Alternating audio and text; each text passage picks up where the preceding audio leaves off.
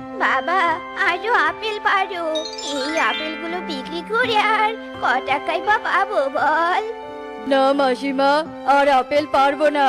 এত আপেল যে কিনতে পারবো না, কারণ আমার কাছে বেশি আপেল কেনার মতো টাকা নেই।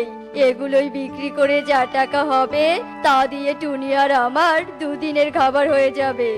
এখন যে আপেল পারবে সেগুলো টাকা দিতে হবে না, তোমাকে ফ্রিতেই দিয়ে দিব। মাসিমা, তুমি আমাকে কম দামে আপেল দাও দেখে কোনো রকম আপেলের ব্যবসা করে সংসার চালাতে পারি, কিন্তু ফ্রি নিতে গিয়ে যদি তোমার ছেলে সব জেনে যায় তাহলে তো আমি আর আপেলের ব্যবসাই করতে পারবো না। আরে, আমি না বললে আমার ছেলে কি করে জানবে? আর তাছাড়া ওই শয়তান তো আপেলগুলো বিক্রি করে জুয়া খেলে সব টাকা নষ্ট করে ফেলে। তার থেকে তোমার মতো সৎ পাখিকে ফ্রিতে আপেল দিলে তোমার তো অনেক উপকার হয়। এতে আমারও খুব ভালো লাগে। এখন বেশি কথা না বলে তাড়াতাড়ি আরো কিছু আপেল পেড়ে নিয়ে এখান থেকে চলে যাও, নয়তো রাজু আবার চলে আসবে। আচ্ছা ঠিক আছে মাসিমা। এরপর টোনা মিনার কথা শুনে আরো আপেল পাড়তে থাকে আর কিছু আপেল পেড়ে নিয়ে সেখান থেকে চলে আসে। কি ব্যাপার টোনা, আজ এত টাকা কোথায় পেলে? আজ দেখছি অনেক আপেল কিনে এনেছো। আর বলো না টুনি, আমি ফ্রিতে আপেল নিতেই চাইনি। মাসিমা আমাকে জোর করে কিছু আপেল ফ্রিতে দিয়ে দিয়েছে, বলে যে আমার ছেলে তো জুয়া খেলে টাকা নষ্ট করে, তোমাকে আপেল ফ্রিতে দিলে তবু তোমার উপকার হবে। ও তাই নাকি? মাসিমা আসলেই খুব ভালো, কিন্তু ছেলেটা খুব খারাপ হয়েছে। যাই হোক, এবার খাবার খেয়ে আপেল বিক্রি করতে চলে যাও। হ্যাঁ টুনি, তাড়াতাড়ি খাবার খেতে দাও, আমার খুব খিদে পেয়েছে।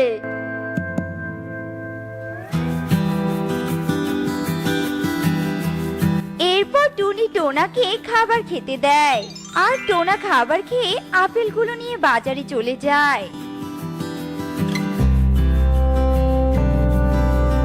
আপেল নিয়ে যাও গো, আপেল, মিষ্টি মিষ্টি আপেল। এই আপেল একবার খেতে চাইলে বারবার খেতে চাইবে। আমি শুনেছি তোমার আপেলগুলো নাকি খেতে খুব মিষ্টি। আমাকে একটা আপেল দাও তো, খেয়ে দেখি কেমন মিষ্টি। এই নে একটা আপেল খেয়ে দেখ, খুব মিষ্টি আর মজারও। সত্যি তো, আপেলটা খুব মজার আর মিষ্টি। এই আপেলগুলো কি তোমার গাছে নাকি অন্য বন থেকে কিনে এনেছো? না মানে, এই মিষ্টি আপেলগুলো মিনু মাসির আপেল বাগানের। কি, মিনু মাসির আপেল বাগান আছে? আমরা তো জানতামই না। জানবি কোথা থেকে? মিনু মাসির ছেলে তো সব আপেল পাশের বনে বেশি দামে বিক্রি করে আসে, কিন্তু মিনু মাসি চায় এত মিষ্টি আপেল আমাদের বনের পাখিরাও যেন খেতে পারে। তাই তো তার ছেলের অজান্তে আমার কাছে কম দামে কিছু আপেল বিক্রি করেছে। ও আচ্ছা, তাই নাকি? তবে তো ভালোই করেছে। তাহলে এখন আমাকে 1 কেজি আপেল দাও তো দেখি। এত মিষ্টি আপেল খেতে বাড়ির সবাই খুব পছন্দ করবে। এরপর টোনা কবুতরকে 1 কেজি আপেল দিয়ে দেয় আর কবুতর আপেল নিয়ে সেখান থেকে চলে যায়। এভাবেই বেশ কিছুক্ষণ কেটে যায় আর টোনা সব আপেল বিক্রি হয়ে যায় আর টোনা কিছু বাজার করে নিয়ে বাড়িতে চলে আসে। টুনি, ও টুনি, কোথায় গেলে গো তুমি? দেখো, আজ বড় মাছ এনেছি। ও মা, বড় মাছ এনেছো? অনেকদিন হলো বড় মাছ খাই না, আজ একটু মজা করে বড় মাছ খেতে পারবো। যাই, এখন মাছটা কেটে রান্না বসিয়ে দেই। এরপর টুনি মাছটা নিয়ে রান্নাঘরের দিকে যেতে থাকে আর তখনই সেখানে রাজু টোনা চলে আসে। এই টুনি, দাঁড়া বলছি, তোর স্বামী আমার বাগানের আপেল চুরি করে এনে বড় মাছ কিনে এনেছে। আজ তোদের বেশি করে বড় মাছ খাওয়াবো। এই মাছটা আমার বাগানের আপেল বিক্রি করা টাকার মাছ, তাই এই মাছ আমার মাছ আমাকে দিয়ে দে বলছি। আরে দাদা, কি বলছো এসব? আমি কেন তোমার বাগানের আপেল চুরি করতে যাব শুনি? আমি মিনু মাসির কাছে আপেল কিনতে গিয়েছিলাম আর মিনু মাসি আমাকে জোর করে ফ্রিতে কিছু আপেল বেশি দিয়েছিল। তোমাকে কে বলেছে এসব, যে আমি আপেল চুরি করেছি? ওই একই হলো তো, তুই সামান্য কিছু আপেল কিনতে যেয়ে বেশি আপেল চুরি করেছিস। মার বয়স হয়েছে, মা কি আর এত হিসাব বোঝে নাকি? এখন আমার আপেল বিক্রি করা টাকাগুলো দিয়ে দে বলছি, নয়তো পুলিশে ধরিয়ে দিব। না না দাদা, আমাকে পুলিশে ধরিয়ে দিও না। এই নাও তোমার আপেল বিক্রি করা টাকা। এরপর রাজু টাকা আর মাছগুলো নিয়ে সেখান থেকে চলে যায়। আর তখনই সেখানে মিনু একটি লাল আপেল নিয়ে চলে আসে। বাবা, আমি আমার ছেলের হয়ে তোমার কাছে ক্ষমা চাইছি। তোমার সাথে আমার ছেলে যা করেছে তা অন্যায় করেছে। মাসিমা, কি বলছো এসব? তুমি কেন ক্ষমা চাইছো? কিন্তু মাসিমা, রাজু দাদা এসব জানলো কি করে? আমি তো কিছুই বুঝতে পারছি না। ও আচ্ছা, এই ব্যাপার। রাজুর মায়ের কাছ থেকে আপেল এনে বাজারে পাখিদের কাছে বিক্রি করছিস আর রাজুর নামে বদনাম দিয়েছিস। আজ তোর আপেলের ব্যবসা বন্ধ হয়ে যাবে টোনা। শুধু কথাটা রাজুকে বলতে দে। এরপর তোতা এসে রাজুকে তোমার নামে উল্টাপাল্টা কথা বলে দেয়, আর এসব রাজু শুনে আমার কাছে চলে আসে। মা, মা, এসব কি শুনছি আমি? তুমি নাকি টোনার কাছে কম দামে আপেল বিক্রি করো, আর টোনা নিজের ইচ্ছে মতো আপেল চুরি করে নিয়ে যায়, তবু তুমি কিছু বলো না কেন? হ্যাঁ, টোনা তোর মতো খারাপ ছেলে না যে কারো জিনিস চুরি করে নিয়ে যাবে। আমি নিজে টোনাকে দিয়েছি যে বিক্রি করে কিছু টাকা পেলে ছেলেটার উপকার হবে। আর তুই তো জুয়া খেলেই সব টাকা নষ্ট করে দিস। আমি কেন যে তোর মতো একটা খারাপ ছেলের জন্ম দিয়েছিলাম? টোনার মতো ছেলে আমার হলে আজ আমার জীবনটা সার্থক হতো। কি মা, তুমি সামান্য গরিব টোনার সাথে আবার তুলনা করলে? ওই টোনার জন্য আমাকে অপমান করলে? দাঁড়াও, আজ এমন কাজ করব যে টোনা ভিক্ষা করে দিন কাটাবে, আর আপেল বাগানও বিক্রি করে দিব। তখন দেখবো তুমি কিভাবে টোনাকে চুরি করে আপেল দাও। ওই টোনা আজ যা আপেল বিক্রি করেছে, এক্ষুনি আমি সব টাকা নিয়ে আসবো। এভাবে আমার সাথে রাগ করে তোমার বাড়িতে চলে আসি। মাসিমা, এজন্যই আমি তখন ফ্রিতে তোমার কাছে আপেল নিতে চাইনি। ফ্রিতে আপেল নিতে গিয়ে আজ আপেলের ব্যবসাই বন্ধ হয়ে গেল। এখন আমি কিভাবে সংসার চালাবো আর কোথায় বা যাবো? চিন্তা করো না বাবা, আমি তোমাকে সাহায্য করব। এই যে দেখছো লাল আপেল, এই আপেলটি আমার আপেল বাগানে ছিল বলে আপেলগুলো এত মিষ্টি হয়েছে। এটি একটি জাদুই আপেল। একদিন এক পরীকে সাহায্য করেছিলাম, তাই সেই পরী আমাকে দিয়েছিল আর বলেছিল অসৎ পাখির হাতে আপেলটি গেলে বিপদ হতে পারে। আমার ছেলে তো অসৎ, তাই আমি আপেলটি তোমাকে দিব। এই নাও আপেল। কিন্তু মাসিমা, এই আপেল দিয়ে আমি কি করব? এই আপেল হাতে নিয়ে আপেল চাইলেই আপেলটি তোমাকে লাল আপেলের বনে নিয়ে যাবে। সেখান থেকে তুমি ইচ্ছে মতো আপেল নিয়ে আসতে পারবে, কেউ তোমাকে কিছুই বলবে না। এসব বলে মিনু সেখান থেকে চলে যায়। আর টোনা লাল আপেলটির কাছে আপেল চাইতেই আপেলটি টোনা আর টুনিকে আপেলের বনে নিয়ে যায়। আর সেখানে শুধু আপেলের গাছে চারিদিকে ভরা ছিল এবং আপেলের তৈরি ঘর বাড়িও ছিল। এ কি টুনি, মাসিমার কথা তো সত্যি হলো। এটা আবার কেমন বন? যা দেখছি সব আপেলের তৈরি, আর আপেল গাছেরও অভাব নেই। হ্যাঁ টোনা, আমিও তো তাই দেখছি। মনে হচ্ছে এটা বাস্তব নয়, এটা একটা স্বপ্ন। তখনই সেখানে এক পাখি চলে আসে। আপেল বনে তোমাদের স্বাগত। তোমাদের যত খুশি এখান থেকে তোমরা আপেল নিয়ে যেতে পারো। এ কথা শুনে টোনা টুনি অনেক খুশি হয়ে যায়। আর সেখান থেকে কিছু আপেল নিয়ে লাল আপেলের সাহায্যে তারা বাড়িতে চলে আসে।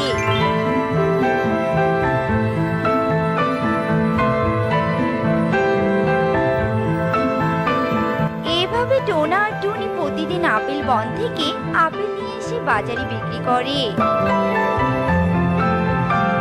আর সেই টাকা দিয়ে তারা সুন্দর একটা বাড়ি বানিয়ে ফেলে। কি ব্যাপার, এই টোনা এত সুন্দর বাড়ি কিভাবে বানালো? এর তো এতদিনে পথে বসে ভিক্ষা করার কথা ছিল। এর পেছনে কোনো না কোনো রহস্য তো আছেই। আমাকে এই রহস্য খুঁজে বের করতেই হবে। এসব বলে রাজু টোনার বাড়ির পেছনে গিয়ে লুকিয়ে থাকে। আর তখনই টোনা ও টুনি বলতে থাকে, মিনু মাসির দিয়ে লাল আপেলটা আমাদের অনেক উপকার করেছে গো। এই লাল আপেলের জন্যই আজ আমরা আপেল বন থেকে আপেল এনে তা বিক্রি করতে পারছি আর উন্নতিও করতে পারছি। এখন মিনু মাসিকে উন্নতি করে দিতে হবে। তুমি আরো কিছু আপেল এনে মিনু মাসির আপেল বাগানটাকে ফিরিয়ে দিও। আমাদের জন্যই তো মাসিমা তার স্বামী স্মৃতি হারিয়ে ফেলেছে। ও এই ব্যাপার, দাঁড়া, আজই তোদের উন্নতি করা ছাড়িয়ে দিব। এই টোনা, আবার মায়ের লাল আপেল আমাকে দিয়ে দে বলছি। এই আপেল দিয়ে অনেক উন্নতি করেছিস, আজ থেকে উন্নতির পথ বন্ধ। এখন শুধু আমি উন্নতি করব, শুধুই আমি। ওই আপেল বন থেকে আপেল এনে বিক্রি করে ইচ্ছে মতো জুয়ো খেলবো। হা হা হা হা। এই আপেল, আমাকে আপেল বনে নিয়ে যা তো। এ কথা বলতেই জাদুর লাল আপেল রাজু আর টোনাকে আপেল বনে নিয়ে যায়। আর রাজু আপেল বনে গিয়ে একটি আপেল ঘরে বন্দি হয়ে থাকে। এ কি টোনা, আমি এভাবে বন্দি হয়ে গেলাম কেন? কারণ তুমি খারাপ মন্তব্য করে আপেল বনে এসেছো, তাই বন্দি হয়ে গেছো। এখন সারা জীবন তোমাকে এই আপেল ঘরে কাটাতে হবে। এবার ভালো করে বুঝতে থাকো যে কারো অন্যায় করলে তার এভাবেই শাস্তি পেতে হয়।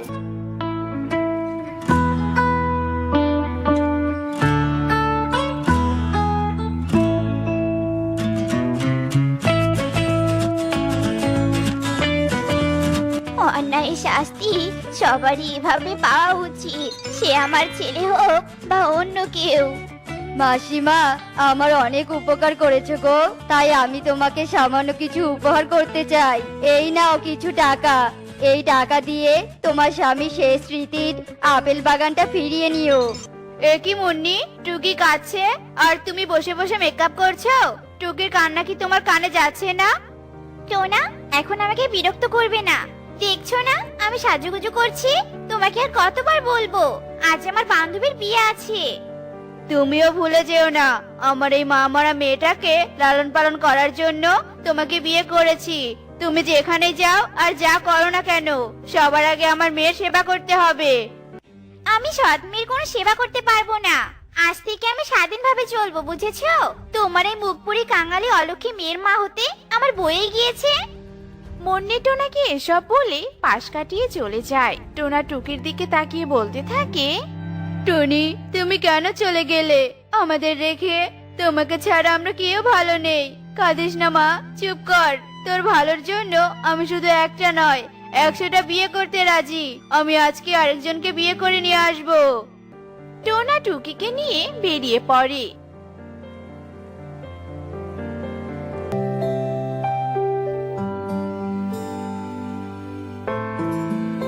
রাতে টোনা রেনুকে বিয়ে করে নিয়ে আসে। এই দেখে মুন্নি বলতে থাকে, এ কি গো, তুমি আবার কাকে বিয়ে করে আনলে? কে এটা? এর নাম রেনু, একে আমি বিয়ে করেছি। আজ থেকে রেনু আমার মেয়ের দেখাশোনা করবে।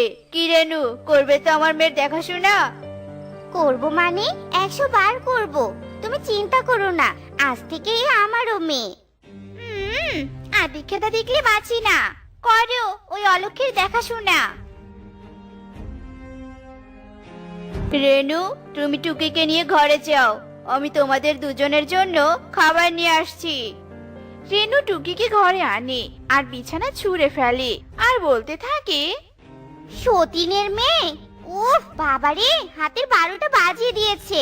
বলে কিনা একে দেখাশোনা করতে। আরে বোকাটো না, তোর এই জঙ্গল মেয়ে আমার সেবা করবে, আমি ওর সেবা করব না। এদিকে মুন্নি তার ঘরে পায়চারি করে আর একা একা বলতে থাকে, ওই রেনুকে আমার হাতে করতেই হবে, যাতে ও টুকি সেবা না করে ওই টুকিকে অত্যাচার করে। ওই টুকি মরলেই তো সব সম্পত্তি আমাদের হবে। এভাবেই কয়েকদিন কেটে যায়।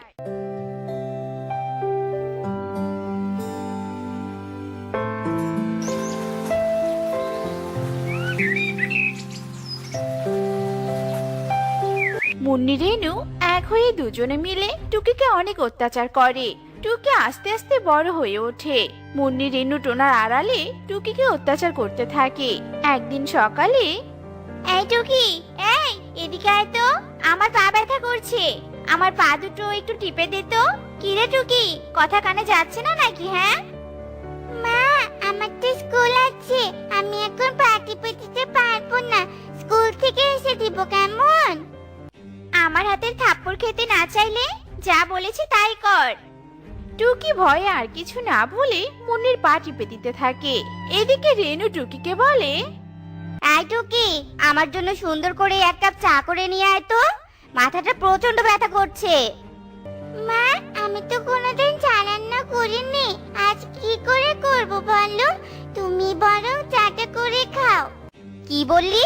আমাকে কাজের হুকুম? দাঁড়া, তোকে দেখাচ্ছি মজা। রেনু টুকিকে ধরে মারতে থাকে। ঠিক তখনই ওখানে টোনা আসে আর বলতে থাকে, এ কি রেনু, তুমিও মুন্নির মতো আমার মেয়েটাকে অত্যাচার করছো? ছি ছি, আমি এটা তোমার কাছে আশা করিনি। কি আশা করেছো আর কি করনি সেটা দেখার সময় নেই আমার। একই মাথা ব্যথা করছে, তার উপর কাহিনী যত সব। কদিস না মা, আমি তোর জন্য আরেকটা মা নিয়ে আসবো, যে তোকে অনেক আদর যত্ন করবে। যা এবার নিজের ঘরে যা।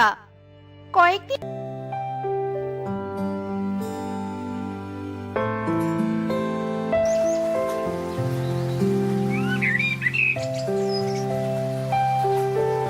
দিনের মধ্যেই টোনা বিউটিকে বিয়ে করে নিয়ে আসে। টুকি মা, মা টুকি, এদিকে আয় তো। মুন্নি, রেনু, কোথায় তোমরা? এদিকে এসো, দেখো আমি কাকে নিয়ে এসেছি। মা টুকি, এ হলো বিউটি, তোর নতুন মা। আজ থেকে তোর দেখাশোনা করবে। বিউটি, আমি তোমাকে সব খুলে বলেছি। আশা করি তুমি এই দুই কালনাগিনীর মতো আমার মেয়ের ওপর অত্যাচার করবে না। তুমি দেখো টোনা, আমি টুকিকে অনেক আদর যত্ন করব, একদম নিজের মেয়ের মতো। কি সুন্দর মিষ্টি দেখতে। আয় মা, আমার বুকে আয়। ঢং দেখলে বাঁচি না। সৎ মা নাকি সৎ মেয়েকে আদর করবে, আমরাও দেখবো এই ঢং কতদিন থাকে। চল রিনু, ঘরে চল। বিউটি, টুকি, চলো ঘরে যাই। ওরা ঘরে চলে যায়। এভাবেই আরো কিছুদিন কেটে যায়।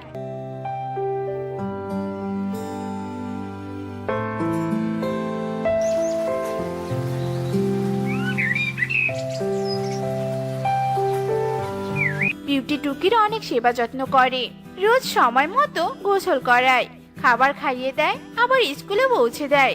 ঠিক তেমনি একদিন বিউটি টুকিকে খাওয়াচ্ছিল, তখনই ওখানে মুন্নি আর রেনু আসে। দেখো দিদি, কি আদিক্ষেতা করে টুকিকে খাওয়াচ্ছে, মনে হচ্ছে যেন ওর পেটের মেয়ে। আরে বুঝিস না, এসবও লোভে করছে। ও টুকির দেখাশোনা করে টোনার সব সম্পত্তি ছিনিয়ে নিতে চায়, বুঝলি? ঠিকই বলেছো দিদি, চলো ওর কাছে যাই। এই বিউটি, তুই যা করছিস অনেক বড় ভুল করছিস। টোনা তোকে কোনো সম্পত্তি দিবে না। সম্পত্তির লোভে টুকির যত্ন না নিয়ে এখান থেকে চলে যা বলছি। এসব কি বলছো দিদি? আমি কোনো সম্পত্তির লোভে টুকির দেখাশোনা করছি না। টোনা আমাকে টুকির দায়িত্ব নেওয়ার জন্যই এনেছে। আর সবচেয়ে বড় কথা, আমি ওর মা হই। আমি আমার মেয়ের দায়িত্ব পালন করছি, বুঝেছো? আমার মেয়ের আদর যত্ন করতে বাধা দিবে না, তাহলে কিন্তু খুবই খারাপ হবে। টুকি মা, তুই খেতে থাক। ঠিক তখনই ওখানে টোনা আসে।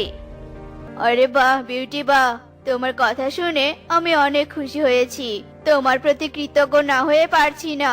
তুমি আমার মেয়ের মা হওয়ার যোগ্য। আমি কালকে আমার সব সম্পত্তি তোমার আর টুকি নামে করে দিব, আর এই দুটোকে বাড়ি থেকে তাড়িয়ে দিব। চলো আমাদের ঘরে চলো বিউটি।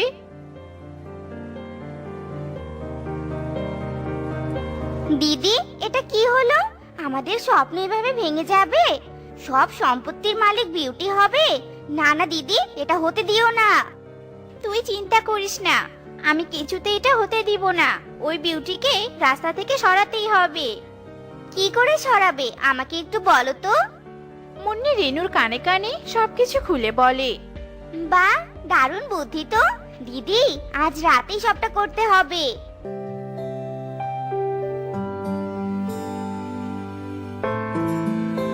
রাতের বেলা বিউটি আর টুকি ঘুমিয়েছিল।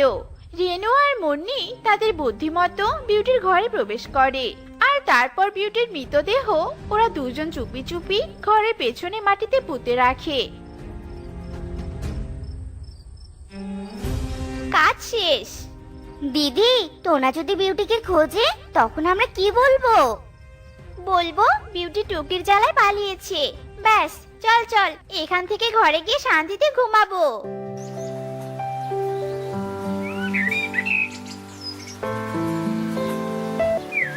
পরের দিন সকালে টোনা আর টুকি বিউটিকে না পেয়ে রেনু আর মুন্নিকে জিজ্ঞাসা করে, আর রেনু আর মুন্নি তাদের সাজানো বুদ্ধির কথা বলে। টোনা টুকি বিউটির পালানোর কথা শুনে অনেক দুঃখ পায়। এভাবে আরো কিছুদিন কেটে যায়।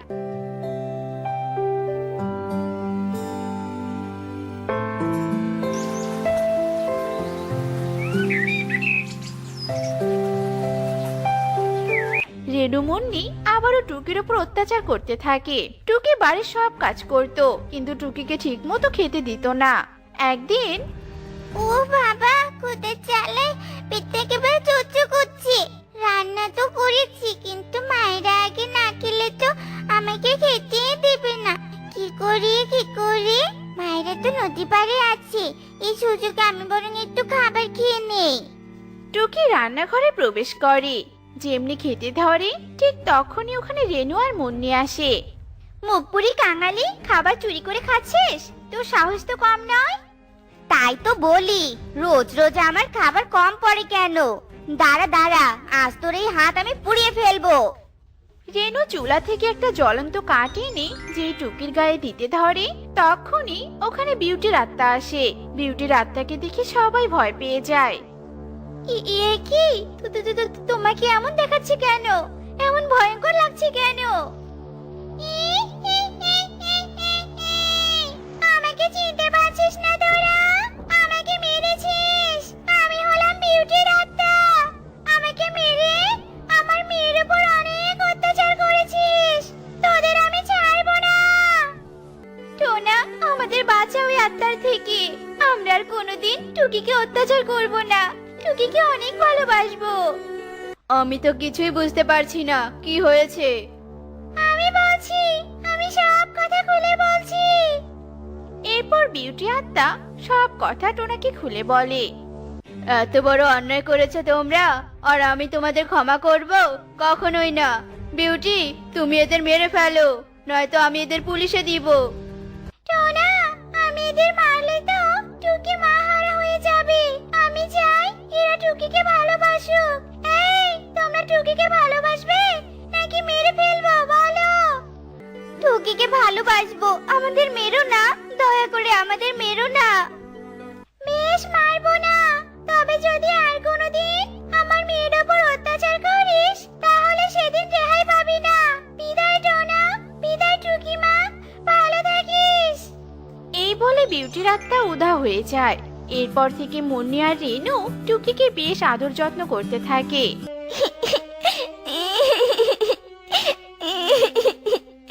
মা, বাবা, তোমরা কত ভালো। ও মা বাবা, কত ভালো। ওরে, তোরা থাম এবার। এখন আর কাঁদিস না। তোদের মা বাবা যে তোদের ছেড়ে একেবারে চলে গেছে। ওরা যে আর কোনোদিন ফিরে আসবে না। আজ থেকে যে তোরা এতিম ছয় কন্যা হয়ে গেলি রে। আমাদের মা বাবা না থাকলে আমরা কোথায় থাকবো? কে আমাদের আদর যত্ন করবে, আমাদের খাবার এনে দিবে?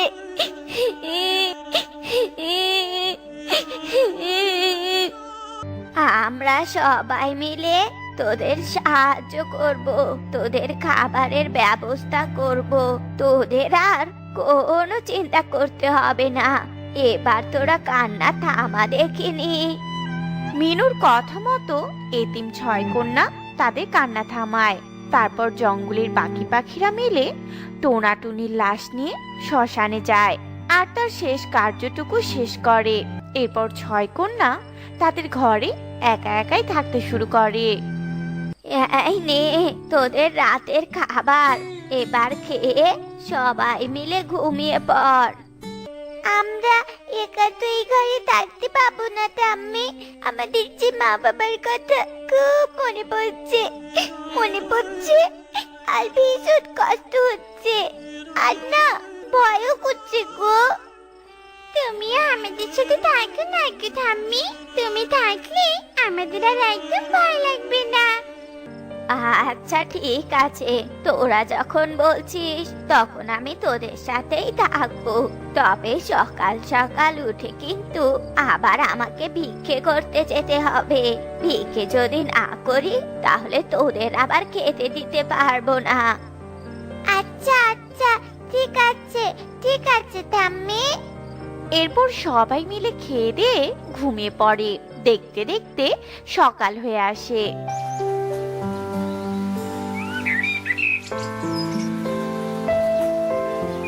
মিনু তার কথা মতো সকালবেলা উঠে ভিক্ষে করতে চলে যায়, আর 6 কন্যা তার পিছু পিছু ভিক্ষে করতে যায়। আমাদের কেউ একটু ভিক্ষা দাও না গো। তোমরা যদি আমাদের ভিক্ষা দাও তাহলে আমার এই ছানা দুটোর মুখে কটা ভাত তুলে দিতে পারবো। ছি ছি ছি ছি ছি, মিনু মাসি, তুমি এই অপয়া 6 কন্যাকে নিয়ে আমার বাড়িতে কেন এসেছো? এরা একসাথে নিজের মা বাবাকে খেয়েছে, না জানি কখন আবার আমাদের খেয়ে নেয়। যাও তো বাবু যাও, তাড়াতাড়ি আমার বাড়ি থেকে বেরিয়ে যাও দেখি। এদের মুখও আমি দেখতে চাই না। ও ভাবে কেন বলছিস রে? ছানাগুলো তো এখনো অনেক ছোট, ভালো মন্দ এখনো তারা বুঝতেই শেখেনি। ভালো মন্দ না শিখুক, কিন্তু মা বাবাকে খাওয়া তো শিখেছে। দেখো, ভালোই ভালোই আমার বাড়ি থেকে বেরিয়ে যাও বলছি, নয়তো আমি তোমাদের ঘাড় ধাক্কা দিয়ে বের করে দিব। সুখীর এমন আচরণে মিনু ভীষণ কষ্ট পায়, আর 6 এতিম কন্যাকে নিয়ে বাড়ি থেকে বেরিয়ে আসে। পথে পথে ঘুরতে থাকে। এক পর্যায়ে তারা ঘুরতে ঘুরতে ক্লান্ত হয়ে পড়ে আর একটা গাছের নিচে বসে পড়ে। কি হলো কি ঠাম্মি, তুমি বসে কেন বললে? সামনে যাবে না? আমি যে বড্ড ক্লান্ত হয়ে গেছি, একদম আমি হাঁটতে পারছি না। তোরাও একটু বসে পড়। তা না হয় বসলাম, কিন্তু আমাদের তো কেউ ভিক্ষে দিল না ঠাম্মি। তবে আজ আমরা কি খাবো ঠাম্মি? আমার ঘরে 20 আনা কিছু ফল আছে, আমরা আজ রাতে সেগুলো খেয়ে ঘুমিয়ে পড়বো সোনা। চল এবার বাড়ি ফিরে যাই। এরপর সবাই মিলে বাড়ি আসতে শুরু করে, কিন্তু মিনুর শরীর অসুস্থ হওয়ার কারণে মিনু ধপাস করে মাটিতে পড়ে যায়। ঠাম্মি, ও ঠাম্মি, তুমি পড়ে গেলে কেন? আমার শরীর ভীষণ অসুস্থ রে দিদি ভাই, আমি আর উড়ে একদম বাড়ি ফিরতে পারবো না। তাহলে তুমি আমাদের পিঠে চড়ে বসো, আমি তোমাকে নিয়ে বাড়ি যাচ্ছি। মিনু কোনো রকমে টুকির পিঠে চড়ে বসে। টুকি কোনো রকমে কষ্ট করে পিঠে করে ধীরে ধীরে উড়ে বাড়ি ফিরে আসে। তারপর থেকে মিনু ভীষণ অসুস্থ হয়, আর মিনু অসুস্থ হওয়াতে এতিম 6 কন্যার কপালে আরো নেমে আসে দুর্ভোগ। তারা না খেয়ে দিনের পর দিন কাটাতে শুরু করে।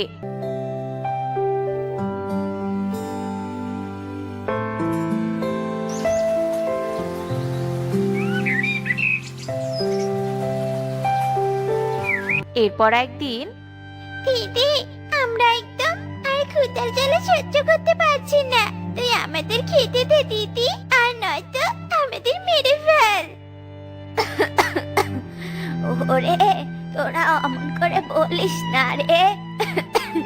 তোদের অমন কথা যে আমার একদম সহ্য হচ্ছে না। ও টুকি দিদি ভাই, তুই একটু বাইরে জানা রে, আর দেখ না কোথাও কোনো ফল পাওয়া যায় কিনা। ঠিক আছে ঠাম্মি, যাচ্ছি। এই দিদি, দাদা, আমরা যাবো তোর সাথে। এরপর টুকি তার 5 বোনকে সাথে নিয়ে জঙ্গলে বেরিয়ে পড়ে। হাঁটতে হাঁটতে তারা কালু কাকের পেয়ারা গাছের তলায় চলে আসে। তোরা নিজেই থাক কেমন, আমি উপরে গিয়ে একটা একটা করে পেয়ারা ফেলছি, তোরা 5 জনে সেই পেয়ারাগুলো খেয়ে নিস, হ্যাঁ? এরপর টুকি পেয়ারা গাছে ওঠে আর একটা একটা করে পেয়ারা মাটিতে ফেলতে শুরু করে। পেয়ারাগুলো তো অনেক মজা। এই নে নে, তোরা তাড়াতাড়ি খেয়ে নে। দিদি, তুইও গাছের উপর বসে পেয়ারা খেয়ে নে, আর কিছু পেয়ারা পেরেও নে ঠাম্মির জন্য। ছয় কন্যা পেট পুড়ে পেয়ারা খেয়ে নেয়। আর যেই না তারা মিনুর জন্য পেয়ারা নিয়ে উড়ে যেতে ধরে, তখনই সেখানে কালু চলে আসে। ওরে হতচ্ছাড়িরা, তোরা এভাবে আমার গাছের পেয়ারা চুরি করে খাচ্ছিস? আজ তো আমি তোদের মেরেই ফেলবো। এই বলে কালু ছয় কন্যার পিছু নেয়। আর ছয় কন্যা দ্রুত পালাতে গিয়ে ধ্যানরত এক সাধুর সাথে ধাক্কা খায়। সাধুর ধ্যান ভেঙে যায়। তোদের এত বড় সাহস, তোরা আমার ধ্যান ভেঙে দিলি? দাঁড়া, তোদের চঞ্চলতা আমি এক্ষুনি বের করছি। এই বলে সাধু এতিম ছয় কন্যাকে কাঁটাযুক্ত খাঁচায় বন্দি করে। আর এদিকে দূর থেকে কালু তা দেখতে পেয়ে সেখান থেকে পালিয়ে যায়। ওরে বাবা রে, কালু তুই আগে আপন প্রাণ বাঁচা। অনেক দিন হলো আমি ভালো মন্দ কোনো খাবার খাই না। কেউ আমার উপর দয়া করে আমার জন্য ভালো মন্দ কোনো খাবার আনে না। আজ আমি তোদের ছয়টাকে পুড়িয়ে মজা করে খাবো। হা হা হা হা হা। সাধু বাবা অট্ট হাসিতে হাসতে শুরু করে আর কিছু কাঠ খড়ি জোগাড় করে তাতে আগুন জ্বালিয়ে দেয়। ওরে বাবালে, ওরে বাড়ি, আমাদেরকে বাঁচাও, বাঁচাও, মা বাবা, কোথায় তোমরা? আমাদের একটু বাঁচাও, আমাদের যে অনেক কষ্ট হচ্ছে, বাঁচাও। ছয় কন্যা আগুনের তাপে ছটফট করতে থাকে আর চিৎকার করতে থাকে। তাদের কষ্টের আর্তনাদ শুনে সেখানে টুনির আত্মার প্রকট ঘটে। তোর এত বড় সাহস, তুই কিনা সামান্য একটা সাধু হয়ে আমার ছানাগুলোকে এভাবে কষ্ট দিচ্ছিস? শুধু কষ্ট নয়, এবার এরা আমার পেটে যাবে। আমি এদের চিবিয়ে চিবিয়ে খাবো। আর তার আগে আমি তোর সেই মুখটাই আর রাখবো না। এই বলে টুনির আত্মা সাধুর উপর আক্রমণ করে আর বেশ কিছুক্ষণ তাদের লড়াই চলে। এক পর্যায়ে সাধু হেরে যায় আর টুনির আত্মা তাকে মেরে ফেলে আর ছয় কন্যাকে মুক্ত করে ফেলে। মা, তুমি আমাদের ছেড়ে কোথায় চলে গেছিলে জানো? আমি কত কেঁদেছি তোমার জন্য, আমিও অনেক অসুস্থ। টুনির আত্মা নিজের মেয়েদের নিয়ে মিনুর কাছে আসে আর নিজের জাদু শক্তি দিয়ে মিনুকে সুস্থ করে তোলে আর অনেক অনেক মোহর প্রকট করে। তোমরা সবাই এই মোহরগুলো নিয়ে অনেক সুখে দিন কাটাতে থাকো। আর মাসি, তুমি আমার এতিম ছয় কন্যাকে দেখে রেখো কেমন?